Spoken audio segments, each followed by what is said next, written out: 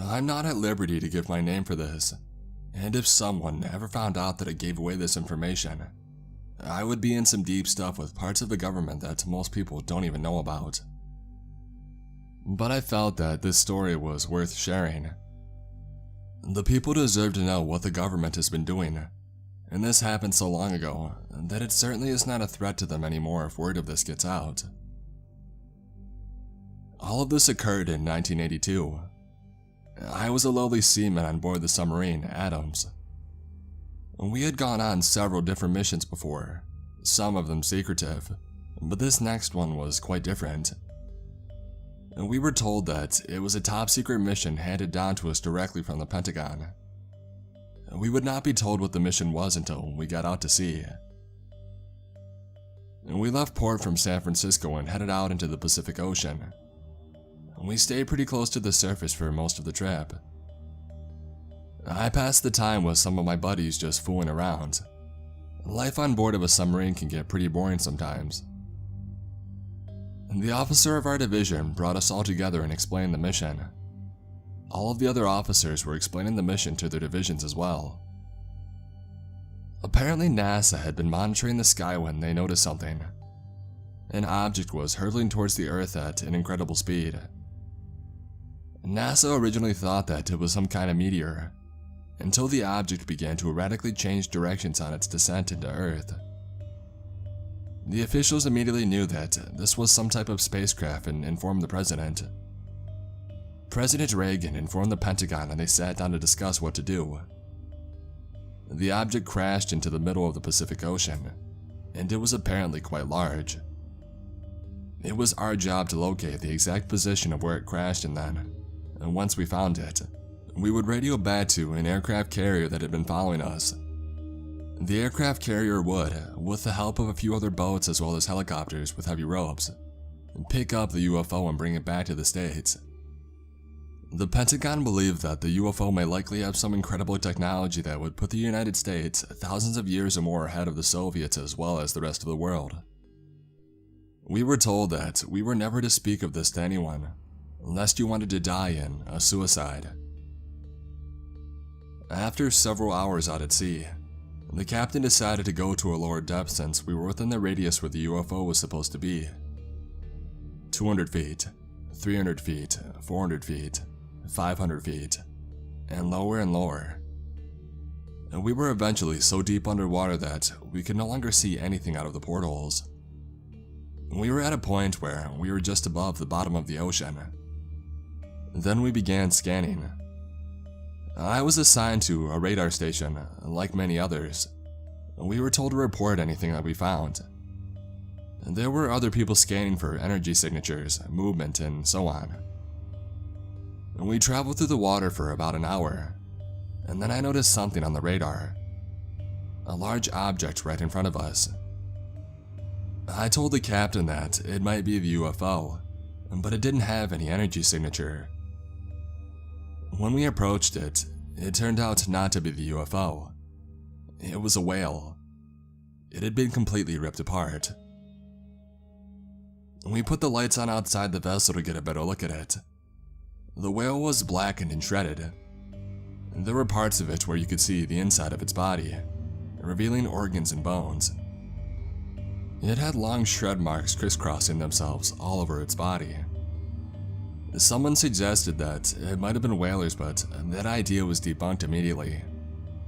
Whalers aren't sadists, they're capitalists. We decided to continue on with our mission, but I was quite unnerved by this point. We continued searching the ocean floor for about an hour. I was honestly starting to get a little drowsy from pure boredom. And then a weird thing happened. The submarine started to vibrate. The walls, the floors, the monitors started vibrating gently while making a faint humming sound. Nothing new had appeared on any of the monitors. And then it just stopped with no explanation as to where it came from or where it went. And just as before, we continued on with the mission. All of a sudden, something new appeared on the radar. It was huge and shaped like a large rectangle. I reported it to the captain and he had us navigate towards the object, The monitor showed that the object had a low energy signature, but a signature nonetheless. We continued to approach the object, and this is when things started to get complicated. Another submarine showed up. A Soviet submarine.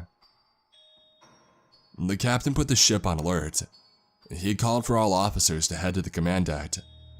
They began to heatedly discuss their next move.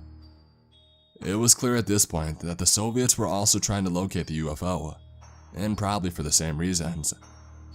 We could not allow them to take the UFO, for if they did, the USA would never be able to compete with them. The captain first sent a message to the aircraft carrier to hurry their asses up and that we may have found it. He informed them that the Soviets were here, so they had to be here as soon as possible. And then he attempted to make contact with the Soviet submarine. They accepted the contact, and a man with a heavy Russian accent came on the phone. Everybody could hear him on the command deck. "This is the captain of Submarine Adams. Who am I speaking with?" asked the captain. "Hello, Captain. I am the commander of the submarine Molotov. May I ask what you're doing in these waters?" asked the Soviet commander. "I could ask you the same question, Commander," said the captain. "We are on a top-secret mission on behalf of the Soviet High Command. However, I have a sneaking suspicion that we are both here for the same reason." "Listen, Commander. I have no wish for this encounter to turn ugly, but I have every intention of seeing my orders through, whatever that entails." "Understood, Captain. I shall do likewise." He cut the message off after that. The captain and his officers realized that we only had a few options. We could wait and hope to God that the aircraft carrier got here in time, or we could fire on the Soviet submarine, which, if Moscow ever found out about it, well, all bets were off at that point, but nuclear war would be a most likely consequence. The Soviets were probably running the same thought process that we were. Either wait it out or fire the torpedoes. We decided to just wait it out and first get a better look at the UFO. We approached the site, and the Soviets were not far behind us. We finally got a better look at what we were dealing with. It was a long box-shaped ship with 2 propulsion units on the back. It also had 3 giant rings circling the ship that were connected to the ship with several pillars. It had a few spots with flashing blue lights. But the strangest thing about the ship was in the part of the ship that had collided with the ground.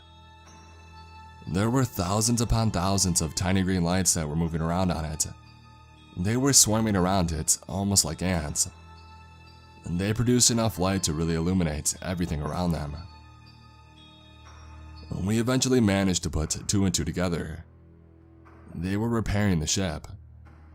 Already we knew there was technology on that ship that would dramatically change warfare.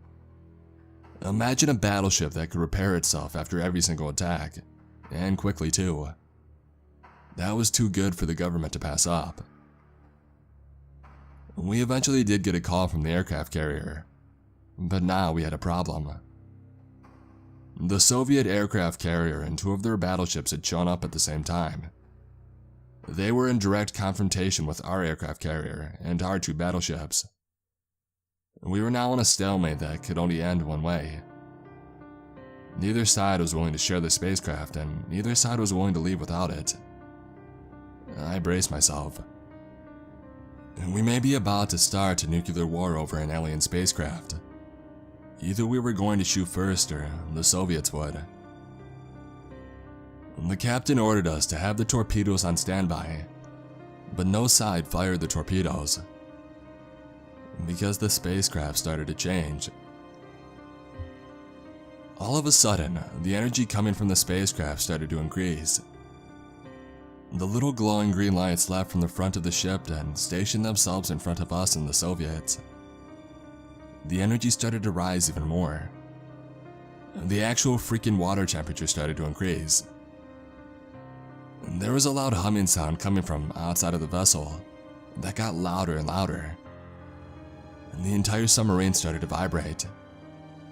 and then suddenly, the power shut off. All of the lights and monitors and everything killed out of nowhere. Usually now, the backup generator would turn on, but that didn't happen, which meant that it was out of commission as well.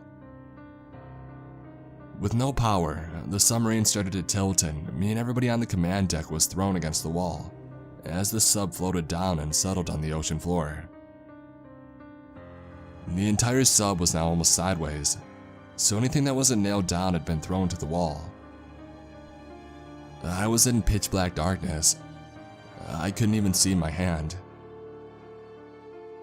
The captain asked if anybody had been injured. One guy had been pushed under a box, but everybody else was mostly okay. Someone eventually found some flashlights and we passed them around to people. I thankfully managed to get one. We decided to search the rest of the vessel to make sure that everybody was alright, because it's not like we were going anywhere for a while. It was very difficult to navigate the ship from a different angle. We had to climb to get through the doors, since there was a wall in between the door and a lot of the already tight hallways meant that we now had to crawl through them. I worked my way through the ship with a few other guys. I hope to God there was only electrical damage instead of structural damage, because if this thing leaked, it would very quickly become a coffin for 124 people. We navigated through the submarine, passing pipes and stepping on monitors that had been mounted to the walls. I eventually noticed another light. It was a faint green glow. It was one of those orbs. I saw it approach a different seaman who was looking at it with curiosity. And then it attached itself to his head, and his entire body was ripped apart. He was struggling to get it off of him, but he was dead within a few seconds. I ran down the hallway, but I could hear it chasing after me. The other men followed me, but I could hear as it grabbed one. The man screamed in agony and begged for help, but there was nothing that we could do. I found a small box that had been thrown against the wall, and I hopped inside of it. I hoped that this would be enough to hide me from them. I waited in that box and all was quiet. And then I heard it pass me by. A faint humming sound emanated from it.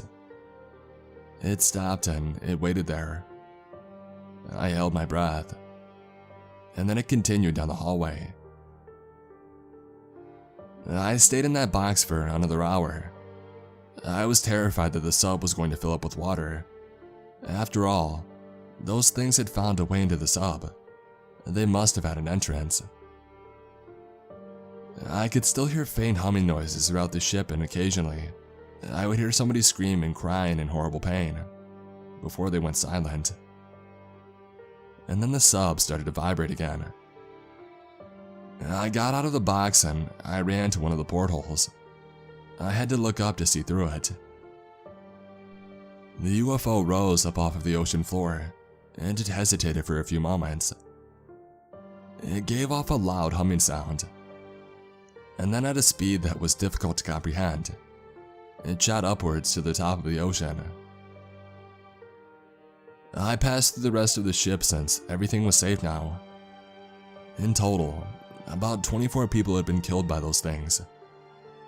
We had to stay in the sub for another day before we were eventually rescued. Somehow those things had gotten into the sub without using an entrance because it never filled with any water. We were not the only ones to lose power. The Soviet submarine did as well, as did the boats above water, which may be why it took so long for us to get help.